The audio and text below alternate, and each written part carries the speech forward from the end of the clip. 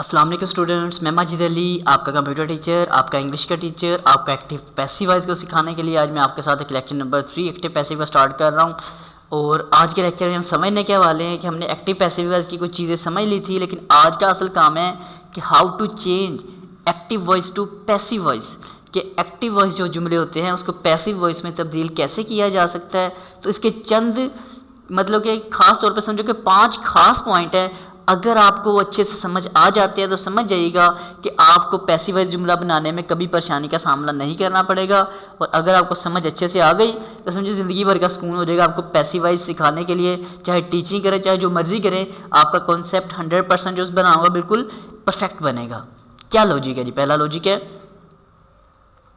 पहला रूल है अपने पास कि एक्टिव वॉइस जो जुमले होते हैं अपने पास एक्टिव वॉइस के, कि एक्टिव वॉइस को जो ऑब्जेक्ट होता है उसको जो पैसिव वॉइस का जुमला बनाते हुए सब्जेक्ट में बदल देना आपने। मतलब जो आपका सब्जेक्ट पहले लगा हुआ है उसको ऑब्जेक्ट बना देना है, ऑब्जेक्ट को सब्जेक्ट की जगह ले आना है। फिर क्लियर करता हूँ, एक्टिव वॉइस का जो ऑब्जेक्ट है, जो एक्टिव वॉइस के जुमले में ऑब्जेक्ट मतलब आखिर में जो चीज़ आ रही होती है उसे जब पैसिव वॉइस बनाते हैं तो उसको सब्जेक्ट में बदल देना, मतलब सबसे पहले उसको ले आना है जो सबसे आप आखिर में लिखा होगा एक्टिव वॉइस के जुमले में। एक चीज़, दूसरा रोल भी बिल्कुल सेम है कि एक्टिव वॉइस का जो सब्जेक्ट है, पहले ऑब्जेक्ट का बताया कि ऑब्जेक्ट कहाँ आ जाएगा, ऑब्जेक्ट सब्जेक्ट बन जाएगा। इसी तरह जो सब्जेक्ट है वो पैसिव वॉइस बनाते हुए ऑब्जेक्ट बन जाएगा। मतलब जो पहली और आखिरी चीज़ है वो एक दूसरे की जगह ले लेंगी। पहली चीज़ आखिर में, आखिरी चीज़ पहले में आ जाया करेगी आपकी। सब्जेक्ट ऑब्जेक्ट में, ऑब्जेक्ट आपका सब्जेक्ट में बदल जाएगा। इसकी एग्जांपल भी दूंगा, परेशान नहीं होना आपको। पहले सिर्फ पॉइंट ये क्लियर कर लें कि एक्टिव वॉइस का ऑब्जेक्ट पैसिव वॉइस बनाते हुए सब्जेक्ट में बदल देना है। और दूसरा रूल भी यही है कि एक्टिव वॉइस का जो ऑब्जेक्ट है पैसिव वॉइस बनाते हुए उसे ऑब्जेक्ट में बदल देना जी। तो सिंपल बात ये है कि सब्जेक्ट को ऑब्जेक्ट और ऑब्जेक्ट को सब्जेक्ट बनाना है। पैसिव वॉइस के 2 रूल छोटे छोटे तो ये वाले होते हैं। थर्ड रूल क्या कहता है जिसका? थर्ड रूल, टेंसेस के मुताबिक हमने हेल्पिंग वर्ब तब्दील करना होता है। तो हेल्पिंग वर्ब इसके कौन कौन से वो मैं आपको लाजमी अच्छे से क्लियर करूंगा, लेकिन फ़िलहाल ये ज़हन में रख लें कि टेंसेस के मुताबिक आपने हेल्पिंग वर्ब तब्दील करना है। वैसे आप मतलब जैसे आपने बाकी जुमले देखे थे, टेंसेस समझे थे मुझसे प्रेजेंट फ्यूचर वाले, तो उसमें भी सबके साथ अलग अलग हेल्पिंग वर्ब थे। तो कुछ वैसा ही लॉजिक इन जुमलों के साथ भी है, लेकिन किस लॉजिक के तहत काम हो रहा है वो आपको मैं लाजमी समझाऊंगा। फिर बात नंबर आ जाती है 4।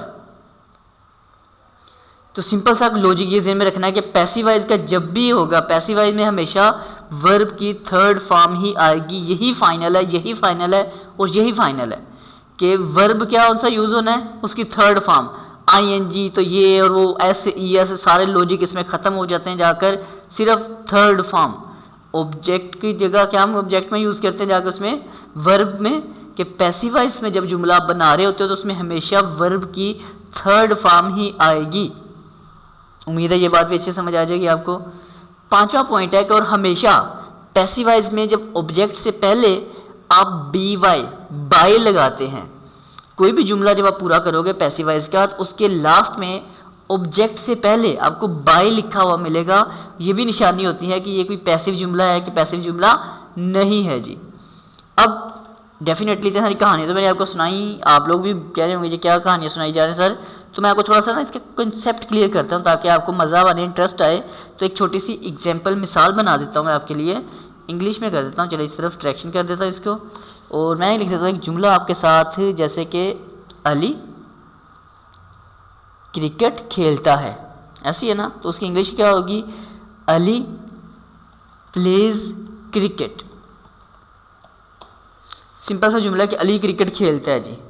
तो ये हमारे पास है एक्टिव जुमला। अगर इसको पैसिव वॉइस किया जाता कि क्रिकेट अली से खेली जाती है, जैसे कहते हैं नहीं यार वो खेलता नहीं, क्रिकेट उससे खेली जाती है, वो एक ऐसा प्लेयर है वो खुद नहीं खेलता, उससे खेली जाती है क्रिकेट। तो ये एक जुमला है, पहले ऊपर वाला है एक्टिव का। ये जुमला कौन सा है इसको अच्छे से समझ लीजिए आप प्लीज़, कि अली क्रिकेट खेलता है, ये एक जुमला है पहला। अब इसको अगर पैसिव करना पड़े तो जो रूल मैंने अभी आपको ऊपर समझाए हैं उसको ट्राई करते हैं कोशिश कि वो कैसे होगा। तो हम इसमें क्या करेंगे, हमने कहा था कि जो ऑब्जेक्ट है वो सब्जेक्ट, जो सब्जेक्ट है वो ऑब्जेक्ट। पहली लाइन में ये बोला ना कि एक्टिव वॉइस का जो ऑब्जेक्ट है पैसिव वॉइस बनाते हुए सब्जेक्ट में बदल देना है। इसका ऑब्जेक्ट क्या है, क्रिकेट। तो इसको कहाँ ले आएंगे सबसे पहले, तो क्रिकेट पहला हो गया क्रिकेट।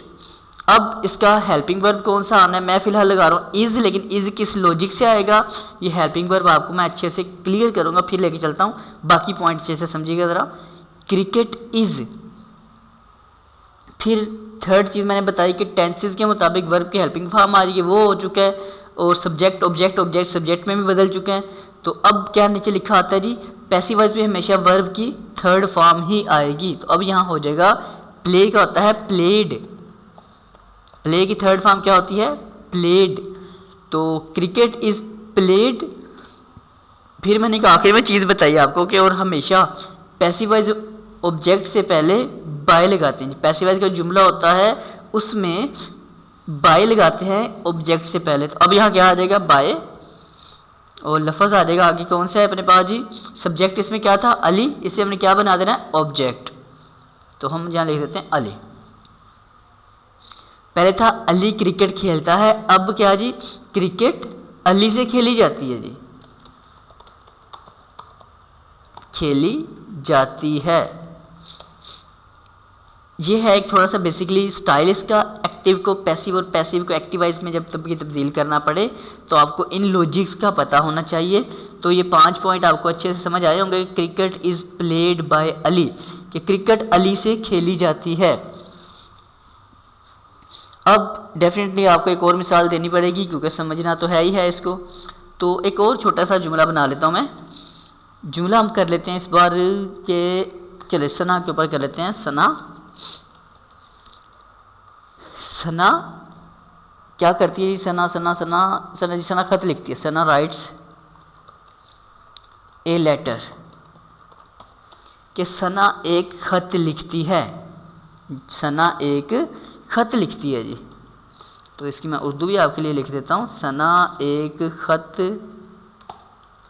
लिखती है, सना एक खत लिखती है, यह है इसका एक्टिव जुमला। अब इसका अगर पैसिव बनाना पड़ेगा तो रूल्स क्या है जी, एक्टिव को पैसिव, पैसिव को एक्टिव। और अब इसमें आपने ख़ास तौर पे क्या कर देना है, जो अगर ऑब्जेक्ट से पहले जैसे ए लिखा आ रहा है, ऐसा कुछ लिखा हो तो आपने पहले उसको ले आना है। जब हम कहते हैं अ लेटर, उसके बाद क्या आएगा, हेल्पिंग वर्ब। मैंने बोला था आपको मैं क्लियर करूँगा, नेक्स्ट लेक्चर में अच्छे से क्लियर करूँगा। तो हम इसको क्या कर देते हैं, अ लेटर इज़। अभी तक इज़ से काम चल रहा है क्योंकि सिंगल पर्सन है इसलिए इज़ आ रहा है, लेकिन इसके जारी बात है प्रॉपर समझाऊंगा बातें तो फिर ही आपको अच्छे समझ आएंगी। आज का सिर्फ लेक्चर ये है कि आपको ये 4 पॉइंट अच्छे से क्लियर हो जाए। 5वां पॉइंट बस ये है कि उसके मुताबिक हम तब्दील करते हैं जी। अब अ लेटर इज़, अब क्या आएगा आपके मुताबिक आगे, अ लेटर इज़। अब सना क्या करती है, खत लिखती है। तो अब हम करेंगे a letter is third form written, हमेशा थर्ड फॉर्म यानी ना अ लेटर इज रिटन अब बाय सना। तो हुआ क्या, एक खत, इसकी उर्दू क्या बनेगी हमारे पास, एक खत सना से लिखा जाता है जी, वो लिखती नहीं है, लिखा जाता है। तो ये है अपने पास पैसिव, कि कुछ काम ऐसे होते हैं जो हम कर नहीं रहते, हमें वो काम हो रहा होता है, हम लोग यार मुझसे काम हो रहा है ये वाला, मैं नहीं करना चाह रहा, बस मैं परेशान नहीं, मैं परेशान हो रहा हूँ। तो इस तरह से बस एक मिसाल छोटी सी दी आपको, बात अच्छे से समझने करें कोशिश कि 5 जो पॉइंट है वो आपको अच्छे से क्लियर हो चुके होंगे। अब जो आपने आज सीख लिया है ये मैं फार्मूला है, और बाकी बस जो बस आपको आज सिखा दिया ना मैंने, समझो कि यही फार्मूला मेन है अपने पास। बाकी इसमें हेल्पिंग वर्ब सिर्फ चेंज होते जाएंगे और वो भी क्लियर कर दूंगा आपको 100%, बस थोड़ा सा मुझे टाइम दें। लेकिन आपको ये जो बातें की हैं अभी तक की, ये आपके लिए बहुत ही ज़्यादा ज़रूरी थी, इसलिए आपको ये 5 पॉइंट अब अच्छे तरीके से आने चाहिए। मैं इस बात की उम्मीद रखता हूँ कि आपको ये जितना चीज़ बताई हैं सारी की सारी चीज़ें A to Z क्लियर हो चुकी होंगी। अब अगर आपको ये लेक्चर क्लियर हो चुका हो तो प्लीज़ इसको लाइक शेयर कमेंट ज़रूर कीजिएगा।